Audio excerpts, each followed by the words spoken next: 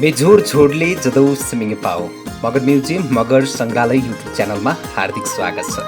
यस च्यानलमा मगर जातिका भाषा, कला, धर्म, संस्कार, संस्कृति, इतिहास तथा मगर जातिसँग सम्बन्धित विभिन्न विषयवस्तुसँगका सामग्रीहरू लिएर आउने गर्दछौँ। हाम्रा इतिहासका कुराहरू आज हामीसँग भएका कुराहरूलाई संरक्षण, विकास, प्रवर्धन गर्दै हाम्रा भावी पुस्तालाई पनि हस्तान्तरण गर्नु हाम्रो आजको दायित्व हो। मगर जातिका पहिचानहरूमध्ये एक महत्त्वपूर्ण कुरा मगर मातृभाषा पनि हो, जसको संरक्षण र विकास गर्नु आजको आवश्यकता हो। जसको संरक्षण र विकासको लागि मगर जाति सँगसँगै सिङ्गो राज्यको समेत भूमिका महत्त्वपूर्ण हुन्छ। आजको भिडियोमा मगर भाषा मात्र नभएर नेपालमा भएका सम्पूर्ण मातृभाषाहरूको संरक्षण र विकासका लागि भर्खरै मात्र सम्बन्धित विभिन्न निकायहरू बीचमा एउटा महत्त्वपूर्ण सहकारी र समझदारी भएको छ।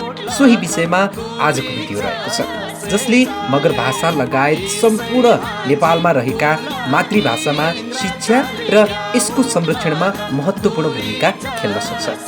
यही 2077 असार 3 गते भएको उक्त सहकारी र समझदारी पत्रमा के उल्लेख गरेको छ, जसको जानकारी तपाईँ हामीले पनि राख्नुपर्छ र भोलिका दिनमा यसको कार्यान्वयन गर्दा तपाईँ हामीले पनि सहकारी, समझदारी साथै खबरदारी समेत गर्नुपर्ने हुनेछ, जसले मगर मातृभाषाको संरक्षण र विकासमा टेवा पुग्नेछ।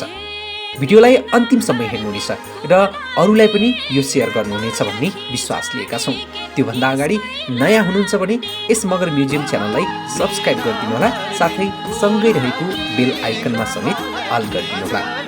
सुरु गरौँ उक्त स्थानीय तहमा भाषा नीति निर्माण तथा मातृभाषा शिक्षा बारेमा भएको उक्त सहकारी समझदारी पत्र 2077मा के कस्ता कुराहरू समावेश छन्। उक्त कुरा जस्ताको त्यस्तै। यस सामग्रीलाई नेपाल मगर सङ्घका महासचिव तथा आदिवासी जनजाति उत्थान राष्ट्रिय प्रतिष्ठानका कार्यकारी सदस्य ज्ञानेन्द्र पुन मगरको वालबाट साभार गरिएको हो।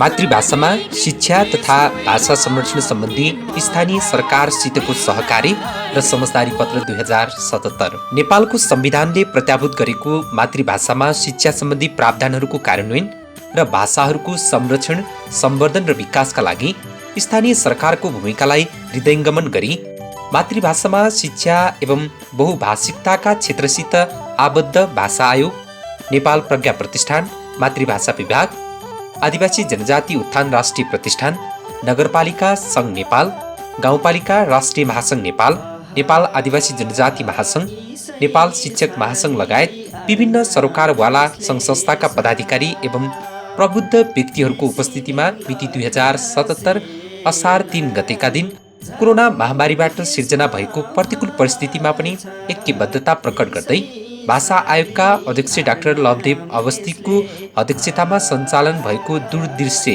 अर्थात् भर्चुअल बैठकमा भएको छलफलका आधारमा मातृभाषामा शिक्षा र भाषा संरक्षण सम्बन्धी नीति निर्माण, कार्यक्रम कार्यान्वयन, स्रोत साधन परिचालन र व्यवस्थापनका लागि स्थानीय सरकारको अगुवाईलाई आत्मसात गरी सबै सम्बद्ध निकाय र व्यक्तिहरूले आफ्नो भूमिका निर्वाह गर्न क्रियाशील रहने र समन्वयात्मक रूपमा काम गर्ने प्रतिबद्धताका साथ भावी पुस्ताका संवाहक, हाम्रा बालबालिका र युवाहरूको सङ्गठनात्मक एवं भाषिक र सांस्कृतिक चेतनाको विकास गरी सिकाइको सुनिश्चित आधार निर्माण गर्ने प्रयोजनका लागि हामी निम्न कुराहरूमा सहमत भएका छौँ।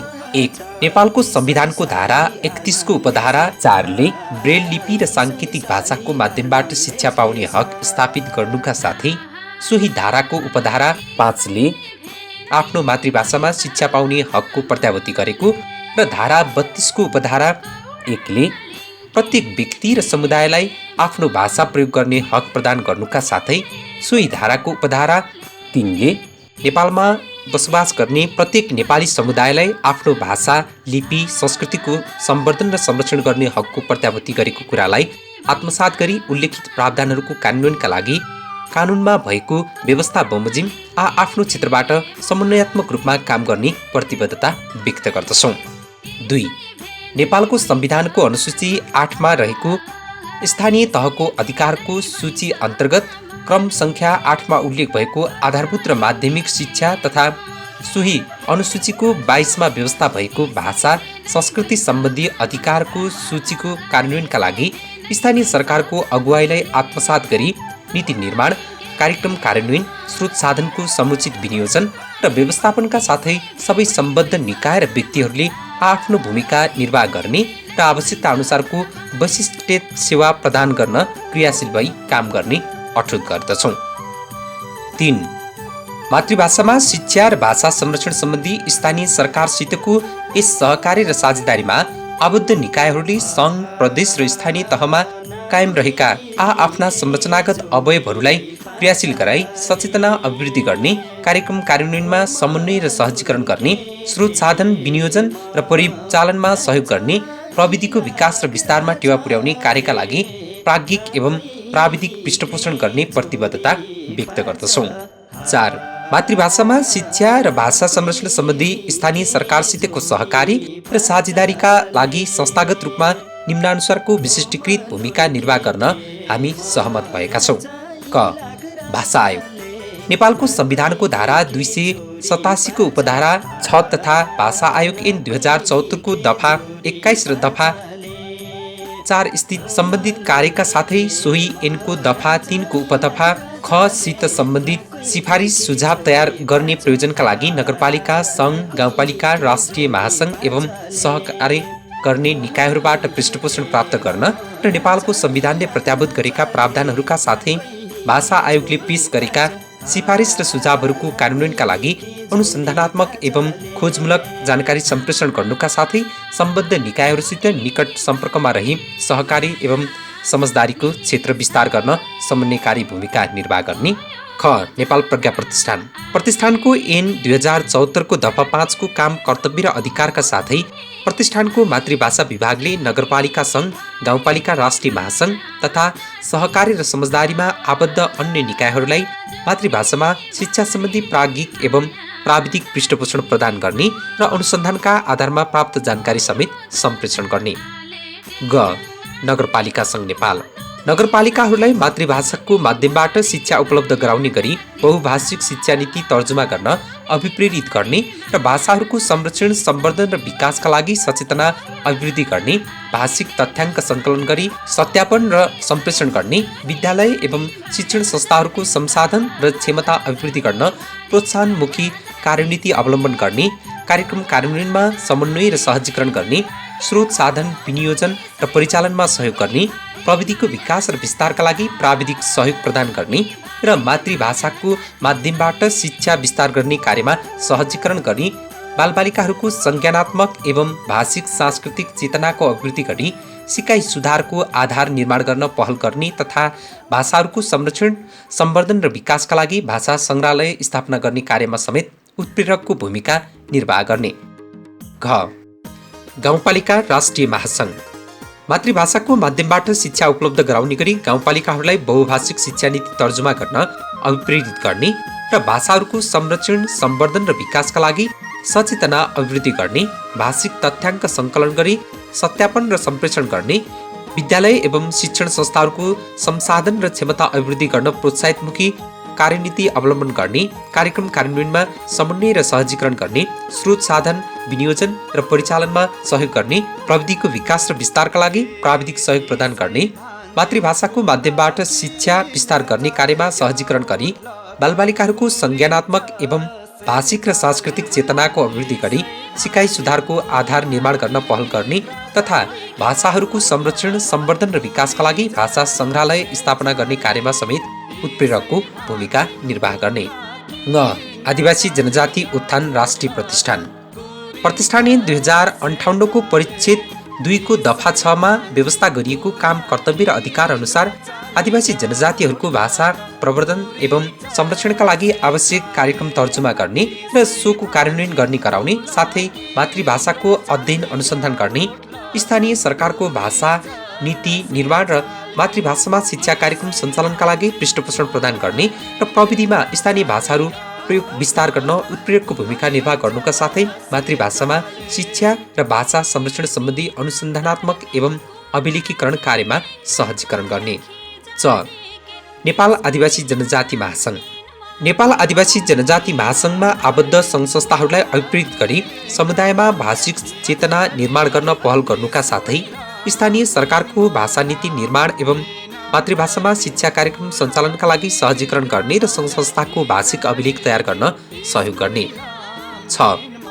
नेपाल शिक्षक महासङ्घ नेपाल शिक्षक महासङ्घमा आबद्ध संस्थाहरूलाई अभिप्रेरित गरी शिक्षकहरूमा भाषिक सचेतना निर्माण गर्ने र बहुभाषिक दक्षता विकास गर्न समन्वयकारी भूमिका निर्वाह गर्नुका साथै स्थानीय तहमा भाषाको संरक्षण गर्न र मातृभाषामा शिक्षा प्रदान गर्न बहुभाषिक शिक्षा नीति तर्जुमा गर्ने कार्यमा सङ्घ प्रदेश र स्थानीय तहमा सहजीकरण गर्ने र कार्यक्रम कार्यान्वयनका लागि प्राविधिक एवं प्राज्ञिक पृष्ठपोषण प्रदान गर्ने र मातृभाषाको माध्यमबाट शिक्षा विस्तार गर्ने कार्यमा सहजीकरण गरी बालबालिकाहरूको संज्ञानात्मक एवं भाषिक र सांस्कृतिक चेतनाको अभिवृद्धि गरी सिकाइ सुधारको आधार निर्माण गर्न पहल गर्ने तथा भाषाहरूको संरक्षण सम्वर्धन र विकासका लागि उत्प्रेरकको भूमिका निर्वाह गर्ने।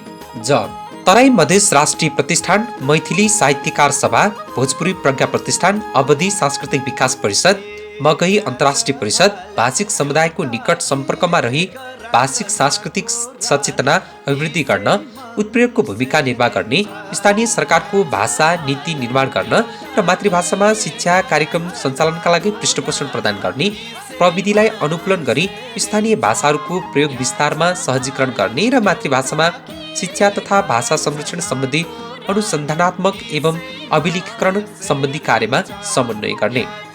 त्यस्तै 5 नम्बर सहकारी र साझेदारीको स्वरूप। यो सहकारीको स्वरूप र कार्यढाँचा लचिलो एवं जीवन्त प्रकृतिको हुनेछ।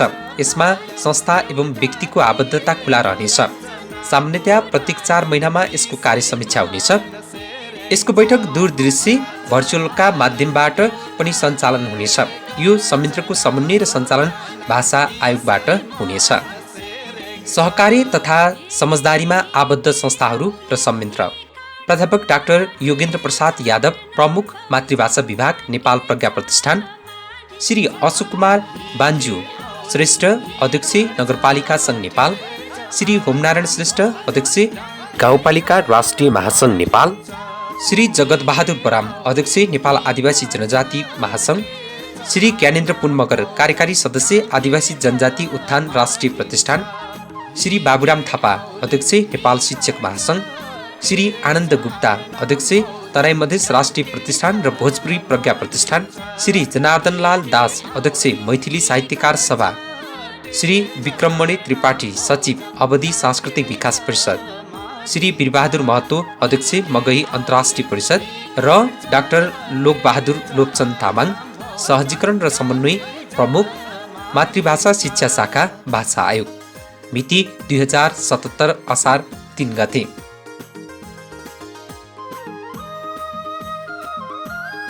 मगर भाषा मात्र नभएर सम्पूर्ण मातृभाषा सम्बन्धी रहेको यो जानकारीमूलक भिडियो यहाँहरूलाई कस्तो लाग्यो? जस्तो लाग्यो त्यस्तै कमेन्ट लेख्नुहोला।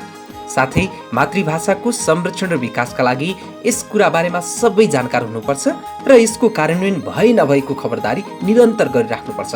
यसैले पनि यस भिडियोलाई धेरैभन्दा धेरै सेयर समेत गरी सबै समक्ष पुर्याइदिनुहोला।